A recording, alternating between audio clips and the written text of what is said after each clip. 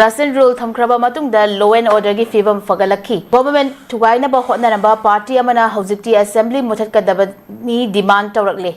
Oza hariba wafam ase koigi XCM koigi nongthambam biren na phongdor khibani koigi praja miyam na koigi hojik se PR thambase pamde koigi na pamde na hainaringai mara ase koigi PR leibagi koigi law and order gi fivum se fagat lakhi haibagi wafam ma yauri se chawna headline chuna oza hariba wafam se oza yoba mot kai thamdini se leader singna ko adagi magi mapu haraung na natraga magi central leadership ki kano da kitang ka moi jumo na kano ngang ba ko pa mayam se adi da pau pi de leiba kanggu mayam ma lei na da pau je pi matam da khara phajana pi na bagi kano rom da na hen lum na loba ko ngasai ki rajbari thugai gi badu khodak ta ka thugai gi badu ningon chakau ba lak to re bin ka kai ba hona ba thabak hauji ka an to man ba thikadar gu ma yaubra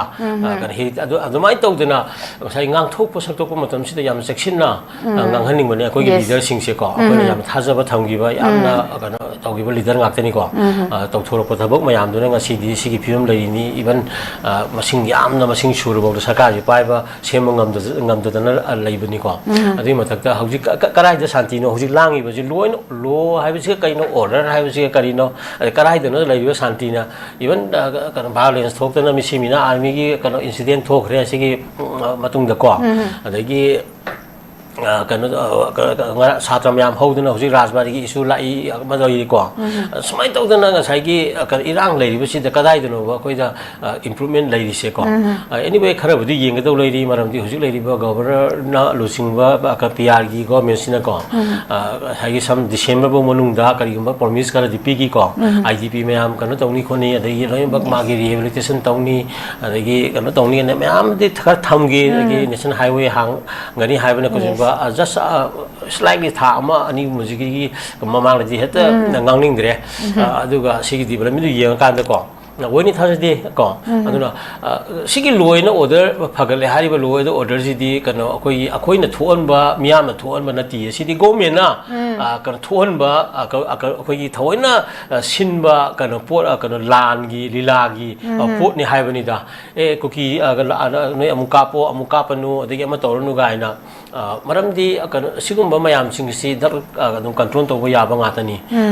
aduna akoi gi su kana mi 3 gi nimitu da mi asamba kana du da nongoi pa ya ra ga di ko tan tan ra ga nongoi pa ni myam du kana khantu or ga lo shelong ba do nati mi satra myam to moi le ya bro sigumba ta ho da mayam ma chet ta neglect to soirak ko mayam du na sa ilisang sinna ngasai gi soirak pa political leadership governance ki administration gi bureaucracy gi ko bureaucratic inefficiency mayam sing sina ngasai gi bureaucracy mayam si governor kano popular government lacting ai si da ta hor ge kholage ai gi kano ga the khan ba ko aduna mayam si gi collective oi ba residue kano ari makha phatta ba wakhalon adagi mayam chem yan punjil laga ne bo ji akoi na ngasi miro na thengnari se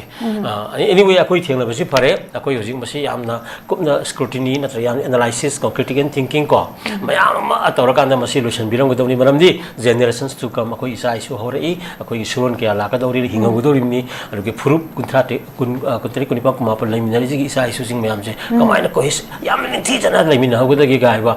ase te ipai pun thambiram ba du mai sinaram go da gi ga je masi akoi gi mirona thengnari je na fa bane kala je ko rin ina haning je aduga loina order phagalak pa jiti ngasai gi kano tom khara kapna handre ga na political issue dialogue ka tawraga adu kano ni kadai dano go me lai ngamdraga loina order phaga kamaina hai dano go popular government na masing yamna leijaba akoi gi government ama leiba ngamdaba democracy du leitre ha bani sidi president gi rule ne ba leiri se miyam gi lengang na te hai ba sigum si gi yeng kan sungang khara ngang han ningi aduna si yabung moy hojik si rang leiri miku sta leiri khong do miku to pokhai ba ya ba kano mayam leiri ko to hi kano mayam ski ko aduna lo khokada ba justice delay justice denied ko asai gi angang no bi jiri da haki ba khot ki ba hathina tawri khot ba mayam sena ba khot ba mayam ama asai gi action lo kotana ga lai ba ko khara khulai phagat pa khokat pa ma taw ba ko even kamai na mi gi village volunteer force ne thamai na matam de mayam changdana are seng chak taw kano tar ga hujing na series da phagal ai na si loin order phari ra ba si ꯑꯗꯨꯒꯨꯝꯕ ꯃꯌꯥꯝ ꯁꯤ ꯌꯦꯡꯉꯀꯥꯟꯗ ꯃꯁꯤ ꯑꯝꯇꯪ review ꯇꯧꯍꯟꯅꯤꯡꯉꯤꯀꯣ ꯑꯗꯨꯅ ꯑꯩꯈꯣꯏ ꯌꯥꯝ ꯆꯦꯛꯁꯤꯟꯅ ꯆꯠꯃꯤꯟꯅꯁꯤ ꯌꯥꯔꯤꯉꯩ ꯐꯅꯕ ꯍꯣꯠꯅꯁꯤ ꯍꯥꯏꯕ ꯊꯝꯒꯦꯀꯣ ꯂꯩꯔꯦ